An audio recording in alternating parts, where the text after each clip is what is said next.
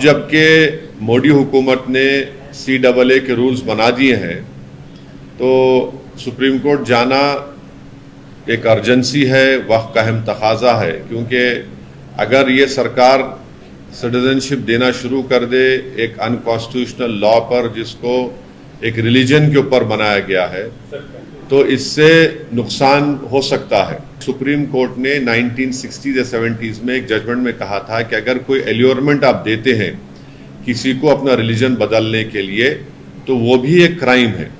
अब ये सरकार ये कह रही है कि अगर आपका रिलीजन इस्लाम है या आप मुसलमान हैं तो आपको सिटीजनशिप नहीं दी जाएगी, अगर आपका रिलीजन इससे हटकर होगा तो हम दे देंगे। तो ये भी एक किस्म का एल्योरमेंट है। रूलिंग पार्टी नरेंद्र मोदी प्रधानमंत्री की सरकार ने इसको पास किया तो वो लोग इसको दबा के रखे अपने पास, अपने बगल में दबा के रखे, और जैसे ही उनको मालूम था कि एक हफ्ते के अंदर election commission of India Lok Sabha के चुनाव की डेट्स अनाउंस करेगा, उन्होंने रात में ये रूल्स का ऐलान कर दिया। मैं एक ही बात कह दी अमित शाह और नरेंद्र मोदी, क्या अमित शाह ने पार्लियामेंट में मेरा नाम लेकर नहीं कहा था कि देश में NRC NPR भी होगा? आपके कई टीवी चैनलों पर अमित शाह ने कहा था कि क्रोनोलॉजी समझिए, NPR NRC होगा। क्या बीजेपी ये कह दे कि आसाम में जो 19 लाख लोगों के नाम सुप्रीम कोर्ट मॉनिटर्ड NRC जो हुआ था जिसमें 1600 करोड़ रुपए खर्चा किए गए और 50 लोगों ने सुसाइड कर लिया, उसमें हेमंत बिस्व शर्मा जो मुख्यमंत्री कह रहे हैं, वो कह चुके हैं कि जो नॉन मुस्लिम है उनको सिटीजनशिप मिल जाएगी। मुसलमान क्या करेगा? वो एक खौफ का माहौल पैदा कर रहे हैं। मैं नहीं कर रहा हूं। पहले तो सिटीजनशिप का कानून आप मजहब की बुनियाद पर क्यों बनाया? आपने बनाया, इसको गलती आपने की। देश ये जानना चाहता है कि इलेक्टोरल बॉन्ड में 6000 करोड़ रुपए कैसे बीजेपी को मिले और इसका इस्तेमाल कैसे हुआ। देश ये जानना चाहता है कि जिन्होंने आपको दिया है आपने उनको क्या क्या नहीं दे दिया है। तो ये देश जानना चाहता है कि 2000 स्क्वायर किलोमीटर 56 इंच का सीना रखने वाले प्रधानमंत्री चीन को क्यों छोड़ दिए जमीन? वो बताना पड़ेगा उनको। भाई बीजेपी के पास जो 6000 करोड़ रुपए आए हैं वो तो मिनिस्ट्री ऑफ सोशल जस्टिस का पूरा बजट है, मालूम आपको? 6000 करोड़ बीजेपी के पास है, 1500 करोड़ ममता के पास है, 1100 करोड़ कांग्रेस के पास है, 1000 करोड़ TRS के पास है, DMK के पास है। देश के युवाओं के पास क्या है भाई?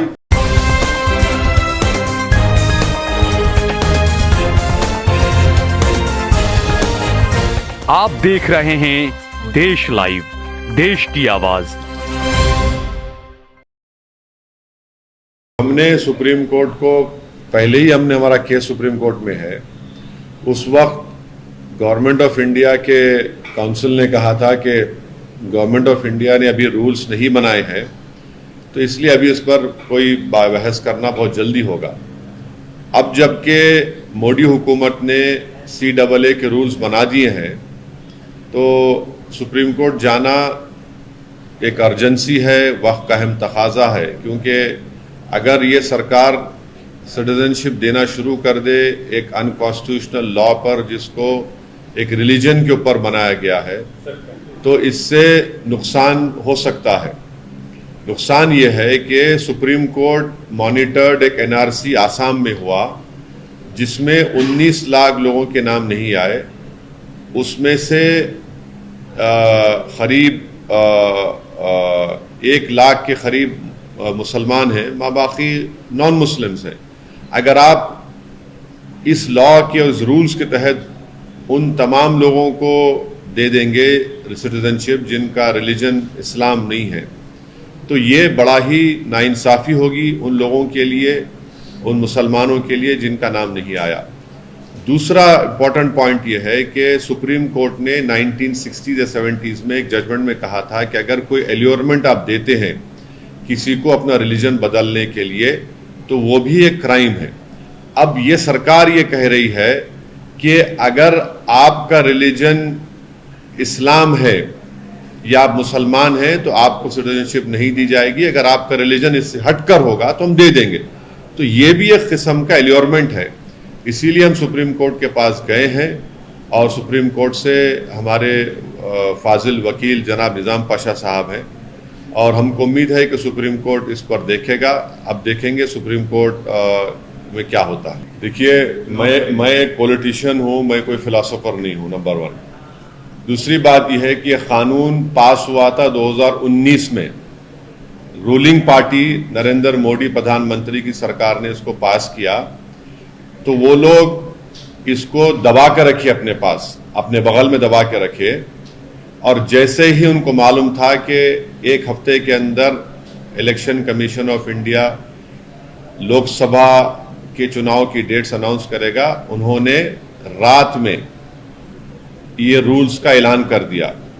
जब सरकार चुनाव को सामने रखकर फैसला ले रही है तो ये बहुत गलत बात है कि आप मुझसे सवाल कर रहे हैं कि मैं सुप्रीम कोर्ट क्यों जा रहा हूं। जब कोई रूल्स बनाती है सरकार तो मुझे सुप्रीम कोर्ट जाना पड़ेगा ना। मैंने तो उस कानून को लोकसभा में इस बिल को फाड़ा था, इस कॉन्स्टिट्यूशनल काला कानून कहा था, और इस बिल के जरिए, इस कानून के जरिए सरकार मुसलमानों को खास तौर से और गरीबों को स्टेटलेस बनाना चाहती है, और इस कानून को आपको एनआरसी एनपीआर से जोड़ के देखना है। तो सियासत तो नरेंद्र मोदी कर रहे हैं और इस तरह का कानून बनाकर। मैं एक ही बात कह दी अमित शाह और नरेंद्र मोदी, क्या अमित शाह ने पार्लियामेंट में मेरा नाम लेकर नहीं कहा था कि देश में एनआरसी एनपीआर भी होगा?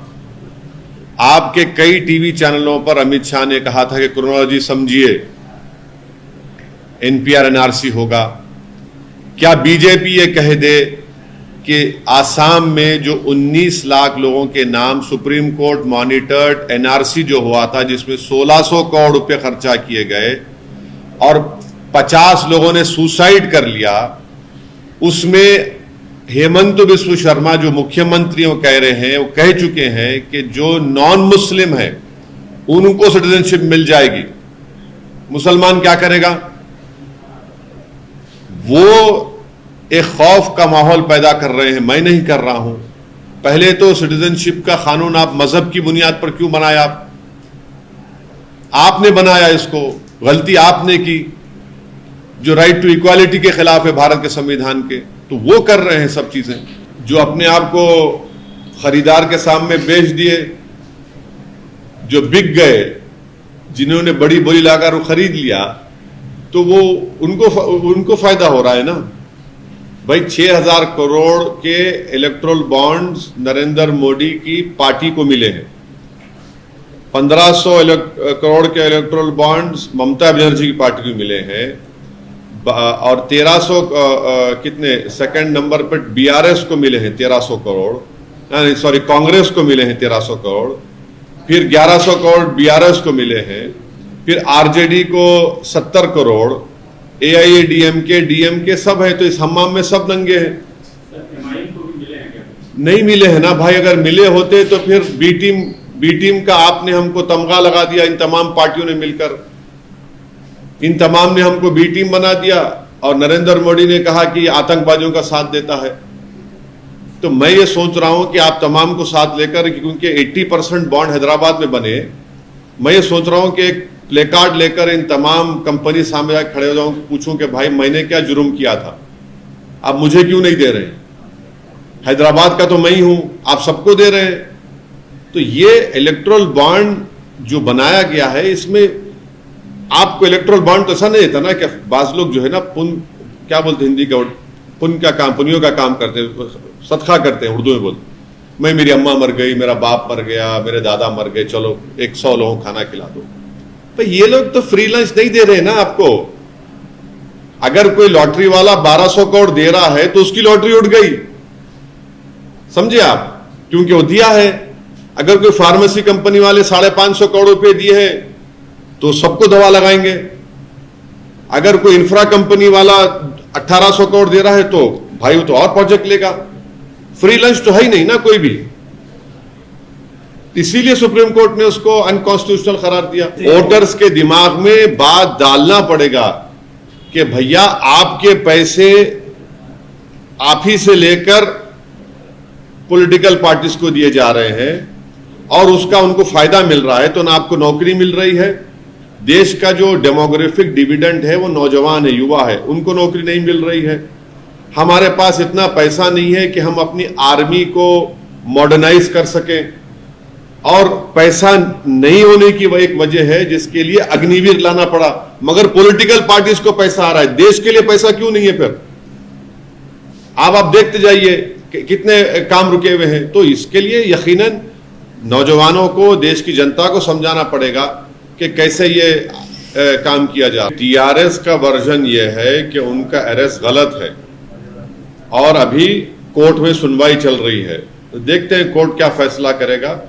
मेरी नेक तमन्नाएं उनके लीडर के साथ। पूरा देश देख रहा है, मैं भी देख रहा हूं, आप भी देख रहे हैं, तो नई बात क्या है, हो रहा है ये। अरे भाई, तिरंगे में हरा भी है, सफेद भी है, सैफरन भी है। अरे नहीं, नेशनल फ्लैग में सब रंग है। आप लोग देख ही नहीं रहे नेशनल फ्लैग को। अच्छा, मेरे को हरे से क्यों जोड़ रहे आप? ये बोलिए आप, मैं तो सफेद शेरवानी पहना हुआ हूं, हरे से जोड़ना क्या मतलब है? मुसलमान है तो हरा ऊन। अरे भाई, ये अब ऐसा हो गया तो क्या तरबूजा मेरा है, खरबूजा आपका है क्या? संतरा आपका है? तेलंगाना को मजबूत करने के लिए, तेलंगाना में अमन को बरकरार रखने के लिए, तेलंगाना में फाशिस्ट और कम्युनल फोर्सेस को रोकने के लिए ये हमारी एक अखलाकी जिम्मेदारी है, नंबर 1। और हम पिछले 10 साल से भी करते आए, अभी भी हमको करना है। इसलिए हैदराबाद हो, तेलंगाना, वहां पर कम्युनल राइट्स ये सब चीजें नहीं हुई। दूसरी बात यह है कि मैं उनका शुक्रिया अदा किया कि उन्होंने आकर मेट्रो के जो एक लाइन बची हुई थी हैदराबाद पार्लियामेंट कॉन्स्टिट्यूंसी में, काम हो गया हैदराबाद पार्लियामेंट कॉन्स्टिट्यूंसी मेट्रो का, मगर एक लाइन जो बची हुई थी जुबली बस स्टैंड से फलकनुमा का, उन्होंने फाउंडेशन स्टोन डाला। और दूसरा, उन्होंने मिरालम के पास एक ब्रिज का भी उन्होंने मंजूरी दी। तीसरा, मेरे कॉन्स्टिट्यूंसी में रोड वाइडनिंग के लिए उन्होंने 200 करोड़ रुपए दिए, मैं उनका शुक्रिया अदा किया। तो इसमें बुरी बात क्या है? डेवलपमेंट होना चाहिए ना तेलंगाना में, हैदराबाद में, तो इसमें बुरा क्या है? वो आप लोग बोलते थे अब आप अमित शाह की जबान में बोल रहे हैं। मैंने आरोप प्रति आरोप तो चलते रहता है ना। इलेक्शन है, तेलंगाना की आवाम ने उनको सत्ता दी है, तो हमको रिस्पेक्ट करना पड़ेगा और हमको हैदराबाद को आगे लेके जाना है। तो मेरी कॉन्स्टिट्यूंसी में डेवलपमेंट के काम हो रहे हैं। आगे तो बढ़ना है, पीछे तो हटना नहीं है। आगे तो बढ़ना है, पीछे कहाँ हटेंगे? पीछे हटने का नाम असदुद्दीन ओवैसी है ही नहीं। अरे आगे बढ़ना है ना। आगे बढ़ेंगे ही तो हर पॉलिटिकल पार्टी आगे बढ़ती है ना। नहीं, किसके साथ? अरे आगे बढ़ेंगे भाई, किसके साथ बोल? तो हम में काबिलियत है, हम खुद आगे बढ़ रहे हैं।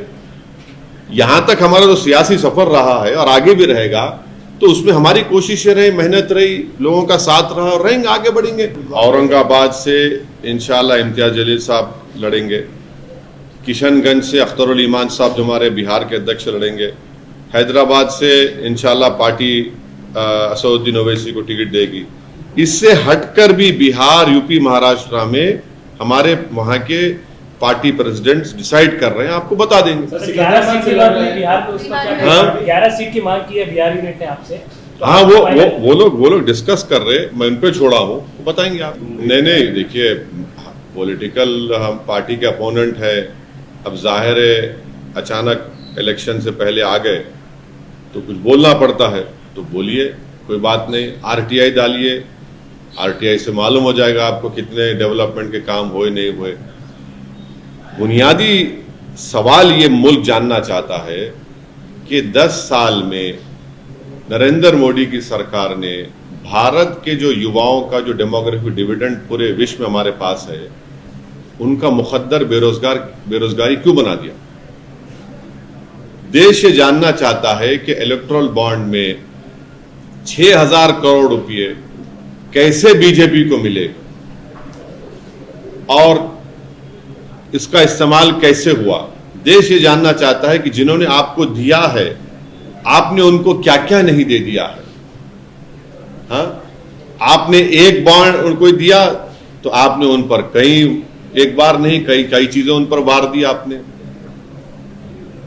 तो ये देश जानना चाहता है कि 2000 स्क्वायर किलोमीटर 56 इंच का सीना रखने वाले प्रधानमंत्री चीन को क्यों छोड़ दिए जमीन, वो बताना पड़ेगा उनको।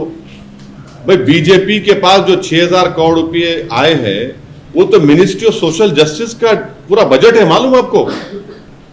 6000 करोड़ बीजेपी के पास है और देश के नौजवान की जेब फटी हुई है। 6000 करोड़ बीजेपी के पास है, 1500 करोड़ ममता के पास है, 1100 करोड़ कांग्रेस के पास है, 1000 करोड़ टीआरएस के पास है, डीएमके के पास है। देश के युवाओं के पास क्या है भाई, ये सवाल है। अरे भाई आप मेरे दरवाजे में दारुसलाम में आके दारुसलाम में दरवाजे है ही नहीं, ओपन ग्राउंड में मेरा दफ्तर है। स्वागत करते हैं। अरे इम्तियाज जलील ने तो एक नहीं 2 मरतबा बोला महाराष्ट्र में, अख्तरुल ईमान बोले किशनगंज में, और क्या बोले। देखिए कितना झूठ बोलते हैं। अरे झूठ की भी तो कोई हद होनी चाहिए मेरे भाई।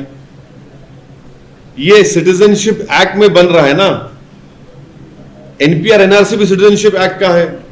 आप रिलीजन के ऊपर सिटीजनशिप दे रहे तो रिलीजन के ऊपर छीन नहीं सकते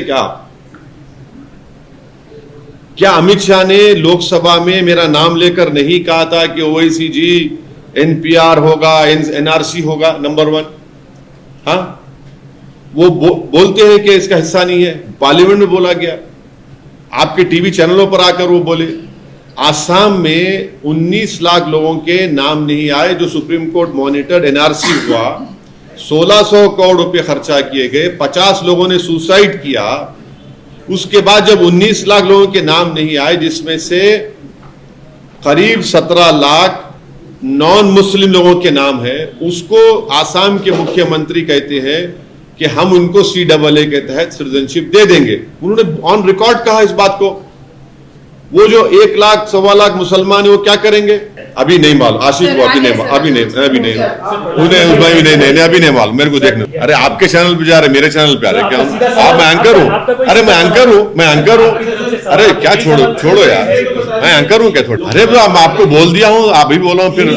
नहीं अभी मैं तो कहा हूँ ना कि बिहार, उत्तर प्रदेश, महाराष्ट्र के हमारे पार्टी के प्रेसिडेंट इस पर फैसला लेंगे और आपको बताएंगे। आप वो प्रिपेयर, देखिए हम लोग चुनाव के लिए प्रिपेयर नहीं होते। हम लोग साल के 12 महीने, हफ्ते में 6 दिन हम बराबर जनता के दरमियान में रहते हैं और यही हमारी तैयारी है। और इंशाल्लाह हमको उम्मीद है कि इंशाल्लाह अच्छा हम लोग जहां से सीट पे हमारे उम्मीदवार लड़ेंगे हमको कामयाबी मिलेगी।